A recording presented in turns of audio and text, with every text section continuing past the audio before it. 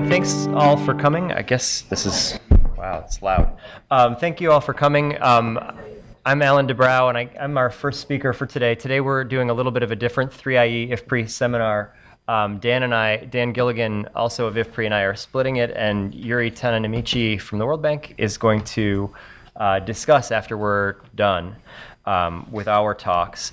The talks are very related, which is why we're presenting them together. And before I get started talking, I want to just remind you about our next 3IE IFPRI seminar, which will be Paul Winters from American University, who's coming to talk on November 15th. All right, so now we're going to get started. I'm going to talk about an intervention that IFPRI was involved in evaluating during the course of 2006 to 2009. It's the Reaching End Users intervention in Mozambique. And what I want to do is basically give you some basic impact estimates from that project, and then talk through why the impacts may have occurred using some methodology from actually borrowed from the political science literature. So we're going to talk through how that methodology works and why you should believe our results using that methodology. Just an outline of my talk, where I'm going to introduce the project a little bit in more detail than I just did. And then I'm going to go quickly through the impact evaluation design and go straight into basic findings. Then I'll talk about what we're really estimating, which are the causal mechanisms. So I'm going to give you a conceptual framework behind what we're calling the causal mechanism analysis, and then give you some results and preliminary results, and then a summary. The results are what we feel comfortable with right now, and then we have some additional preliminary results, which is why that shows up twice on my slide. And I'm going to do a quick discussion of cost implications for scaled up, hypothetically scaled up projects, and then conclude. Okay, so the REU project took place, this is a pretty unique project in that it was a very similarly designed intervention that took place in two countries, two very different places, in Zambezia, in Mozambique, and in Uganda. And that's somewhat unique because most interventions we see are taking place in one place, and then we were actually sitting together and all discussing how the intervention would take place in both countries. And so the design took place in essentially one spot, which is different than sort of a basic design and then going off and tailoring it to different places. Okay, so the main design is that we used an integrated approach to promote OFSP adoption to reduce vitamin A deficiency amongst mothers and young children. There were three components to the intervention in both places. One is a seed systems component, and that was meant to promote crop adoption or the production of OFSP. There was a demand creation component, which was meant to promote the consumption of OFSP. There was a market or product development component, which was meant to promote the exchange of the product. I want to mention here that there was also a unique aspect to this intervention in that it has a large research component. There wasn't just the impact evaluation that was going on, but lots of monitoring and evaluation data was generated by the project. And the idea was to see what works about biofortification and actually introducing biofortified products, and what doesn't work to try to tailor later biofortification interventions. Okay, so in this paper, what we're going to do is try to understand the impacts on additional variables related to seed systems and demand creation components. What I mean by that is we want to see how the seed system and demand creation components led to impacts on adoption of the crop and vitamin A consumption amongst young children. We're going to, as I mentioned before, use a technique called causal mechanism analysis to determine these factors. So we want to know what was important in determining adoption, what was important in determining vitamin A consumption. So how did the impact evaluation take place? Well, actually, we used two models of intervention in both countries. Basically, the way that it worked was we used two models and then a control group, and we randomly assigned villages to the two models in the control group. The idea was to try to get at cost differences between the two models, as we had a hard time finding another something else that our partners would agree with. So model one was a more intense intervention and therefore more costly. There was much more intensive interaction with the farmers and farmer groups, and as well as more intense demand creation activities. And model two was a less intense intervention. And basically what we did is we went 1 year with intense intervention in the villages and then backstopped in the second year or in following years. The control group in both cases also got sweet potato vines in 2010 after the evaluation component was completely finished. Okay.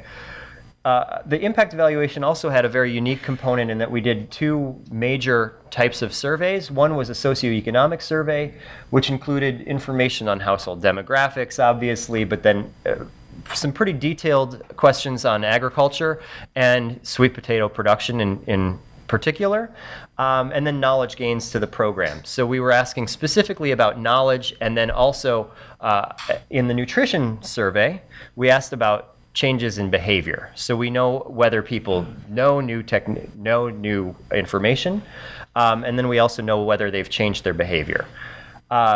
The nutrition survey included several components, including anthropometry and these behavior type questions, but perhaps most importantly, it included a detailed 24-hour recall module, which was designed specifically to measure individual dietary intakes of vitamin A and other nutrients among young children and their mothers.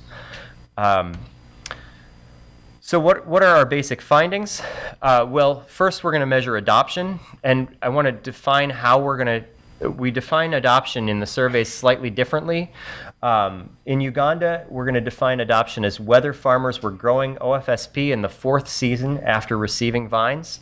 And in Mozambique, because farmers received vines in 2009 from the project, before the Endline survey, we ask, do farmers keep vines for 2010 to grow OFSP again in 2010? We did do a flash survey actually in January of 2010, and the flash survey results broadly line up very well. So when the farmers had started to grow again, they very broadly line up well with this variable that we're using from the 2009 survey. A secondary measure of adoption is going to be the share of OFSP in the total area planted in sweet potato. In both cases, I'm going to talk this is how I'm going to talk about heterogeneity of impacts. In both cases, we can obviously control for additional household characteristics and whether or not they predict adoption too. We've done that in both countries. We get a few results that are sort of interesting, but they don't line up across countries. So there are some characteristics of households that seem to predict better adoption. In Mozambique, they're different in Uganda, and so we're going to leave that for another day. In terms of proportion of households adopting OFSP, the project was really successful in both countries. These are the impact estimates. So we see a little bit of the control group growing OFSP, but big proportions of Model 1 and Model 2 households growing OFSP or planning to grow OFSP in 2010.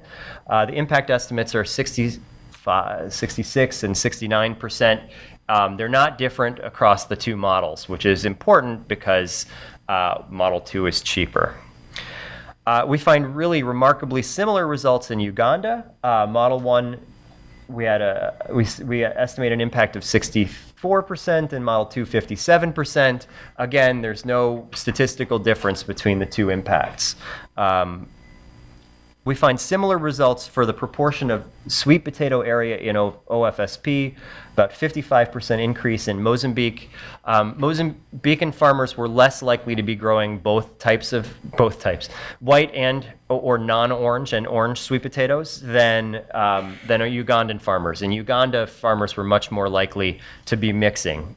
So this impact is a little lower in Uganda of 41 to 46%.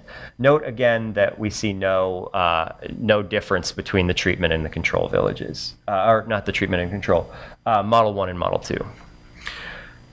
Okay, so we find some really nice large impacts on crop adoption. There's no statistical difference between Model 1 and Model 2. There's I've stated that again, and we see this slight difference in differences in area planted. Okay, so that's the impacts on adoption. Now I want to go into some impacts on demand creation. I'm going to really hit you hard with a lot of impact estimates here. We're fast.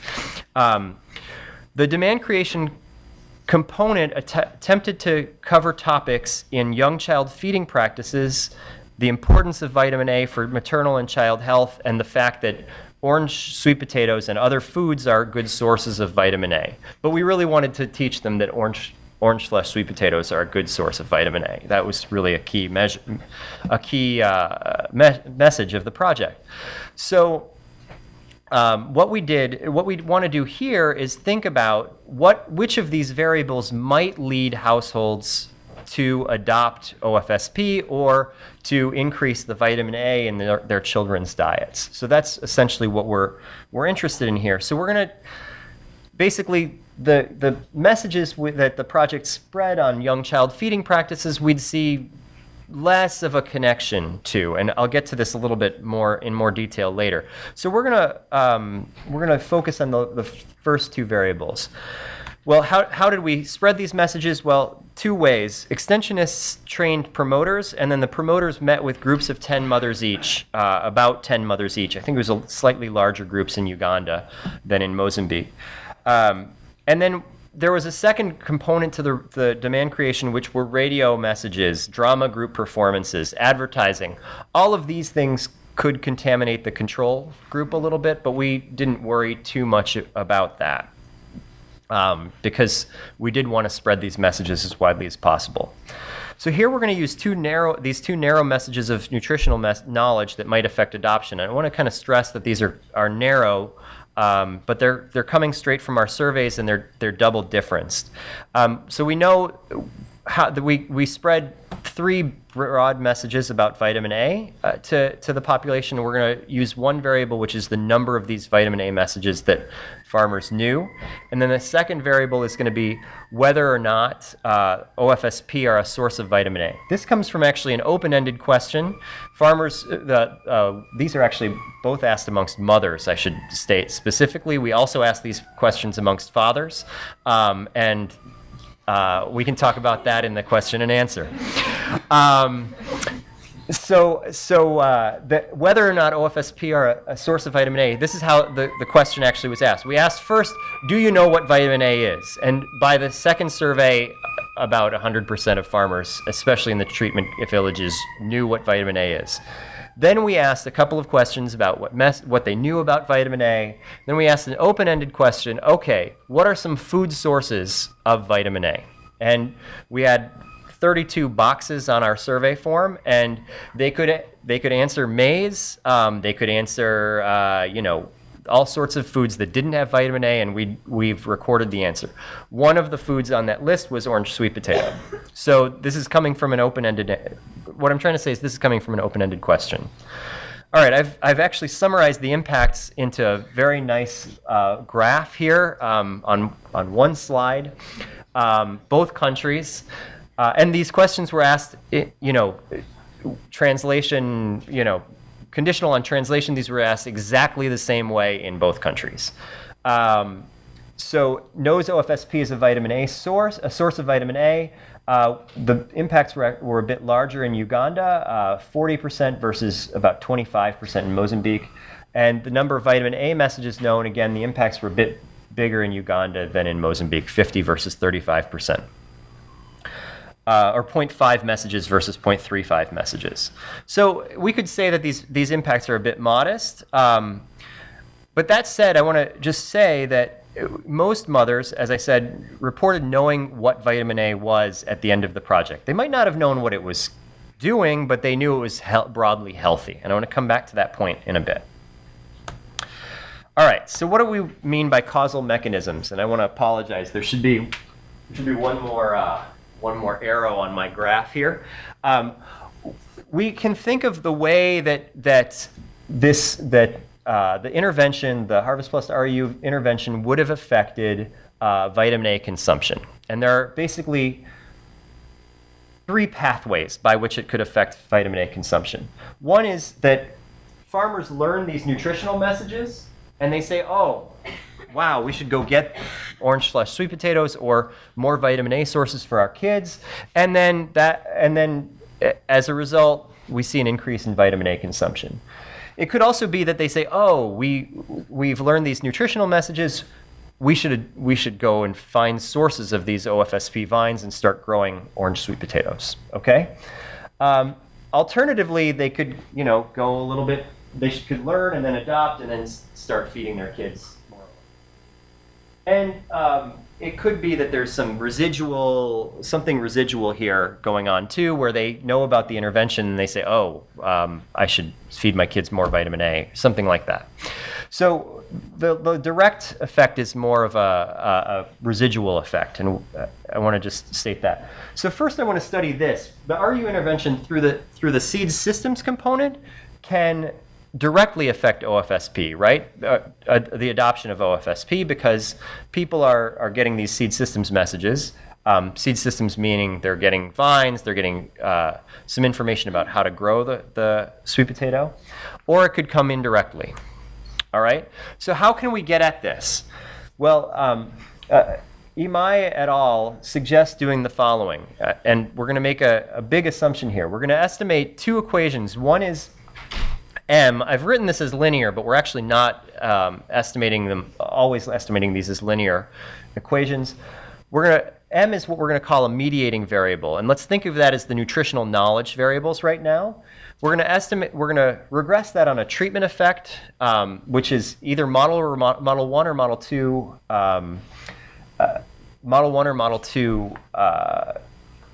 membership, and then a bunch of Z variables, a bunch of covariates that we're going to measure in the baseline.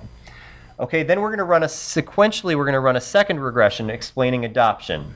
All right, and that's going to have in it the treatment variable, and then M, this mediating variable, and then the same variable Z.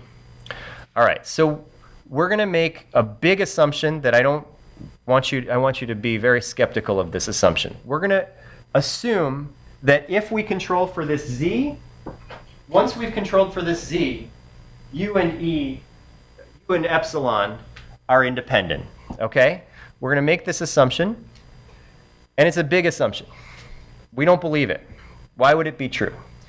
Well, what we might think actually, what we're going to do is we're going to make the assumption, estimate these parameters, and the assumption is called sequential ignorability. Beta hat times eta hat is then going to be the amount of adoption that's caused by the mediating variable. What we can do is, after we've made the assumption, we can relax it and see how correlation in those error terms would affect the mediation effect. So this is going to be what's called in my paper the average causal mediation effect. What we're going to do is we're going to relax the assumption and see if there's negative correlation, if there's positive correlation, how much of this effect can be explained by the mediating effect. All right? So here's a graph that shows the average causal mediation effect is at the top. That's the amount of adoption that's coming through in Mozambique, that's coming through nutritional knowledge. And the direct effect is next, and then the total effect is on the bottom. So what we can see is that basically from this graph is that the average causal mediating effect is very small. In fact, it's less than 10% of the adoption behaviors being explained by the nutritional knowledge variable. Okay? So let me show it to you for Uganda. Wait. Yep, it's the same. There's almost no adoption behavior being explained in either country by the nutritional knowledge variables. Now, what I want to claim here is that measures of narrow messages don't seem to have an effect on adoption. I'm not ruling out that the general health message is having an effect on adoption, but the results would seem to indicate that the narrow messages don't have much effect on adoption. Did you do that? No. Both places have, it's all an integrated package. In the control line. They don't have nutritional messages either. The last thing I want to say about this is that if you think back to these equations, what type of residual correlation would you expect between these error terms? Well, you'd expect positive correlation, if anything, because they were both participating in the treatment.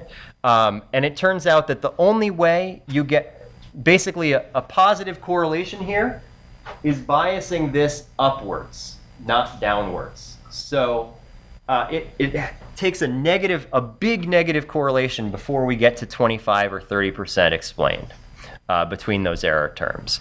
So I think it's reasonable. What I'm arguing is it's reasonably convincing that these narrow measures are giving us very little here. Okay, so here's the part where I'm going to wave my hands a little bit. I don't have pretty graphs to show you for vitamin A intakes. We're still hammering down the final regressions. What I do want to mention, because we do want to mention this here, is that papers that have come out of the study for both Mozambique and Uganda show an increase in vitamin A consumption and a resulting decrease in vitamin A deficiency, the prevalence of vitamin A deficiency in both Mozambique and Uganda, and they're pretty substantial decreases amongst these treatment groups. So again, we want to know how much of this is due to straight adoption, how much of it is due to the nutritional knowledge variables. In both countries, I can assure you that using the same methodology, the majority of impact is coming through the adoption, and safely can conclude that. There's a small amount of impact coming through knowledge, and there's a bit more that through the two knowledge variables. There's a bit more variation that is unexplained, and this is true again in both countries in the regressions we're running, and we'll have the working paper finished soon. So it could be that this direct effect is actually some of this broad knowledge that we're talking about that we can't measure very well in our surveys, that people just are becoming more concerned about eating healthy food or the broad health messages of the project. And so that could have explained that additional increase in vitamin A intakes. Okay, this is actually a graph that shows, this is the one graph I have on vitamin A. If we look at we have two groups of kids, reference children for which we can difference estimates, and then young children for which we have repeated cross-section. And if I just put in the adoption variable, you see how much of the adoption is explained amongst reference children, of the direct effect on vitamin A consumption is explained through adoption. It's about 80 to 85% is explained through adoption, and for the younger children, it's more like 70 to 75%. Okay, so I've actually said basically that. So what I want to talk through in my next 3 or 4 minutes is quickly to talk about what the cost implications are for running a project like this one. Well, first of all, the results are demonstrating there's a clear advantage to Model 2. We're getting the same impacts for a lower cost per beneficiary. So the economists in the project love that, because we say, oh yeah, we've shown something that's really useful. By running Model 2, we can lower the costs. Furthermore, these results and other results from the impact evaluation suggest we can trim Model 2 even more if we were scaling up the project. One method to do so is that the marketing component of the intervention didn't really seem to enhance adoption or consumption, and that we found already in the main report. So we've left that out of this paper. We also are, based on these results, one might think that we could scale back the amount of and the intensity of the demand creation component. So just to give you to put some hard numbers on this, if we look at the direct, this is the direct cost per beneficiary household in Mozambique and Uganda the intervention was slightly more expensive in Mozambique, $146 versus $132. Now, we also have indirect beneficiaries, who are people who got vines from neighbors. And if we take those indirect beneficiaries into account, that behavior took place a lot more in Uganda than it did in Mozambique. So we see the costs decrease even further in Mozambique. So what we've done is just thinking about a hypothetical new project where we cut back on the marketing. We get down to $130 in Mozambique, $116 in Uganda. And if we decrease demand creation as well, we get down to by 50%, we get down to 119 per household and 88 per household in Uganda. And taking into account direct beneficiaries, we get under $100 in both countries and pretty low actually in Uganda. Now that said, there are also several targeted beneficiaries per household in these countries. They're both mothers and young children. Children under 5 are targeted as well. And then we know there are also indirect beneficiaries who get vines through community diffusion, and Dan's going to talk a bit more about how that diffusion process worked in Uganda. To conclude, we're finding large impacts from the Harvest Plus REU project, but as I said, no big differences in impacts between models 1 and 2, the heavy and light treatments. There's little adoption that we can attribute to detailed nutrition messages. And we don't find any major marketing of OFSP by participant households. So the scaled up model, Model 2, could eliminate the marketing components, scale back on demand creation, and we argue have little effect on the primary impacts in terms of adoption or vitamin A consumption. And therefore, we argue you can really decrease costs and get the same results.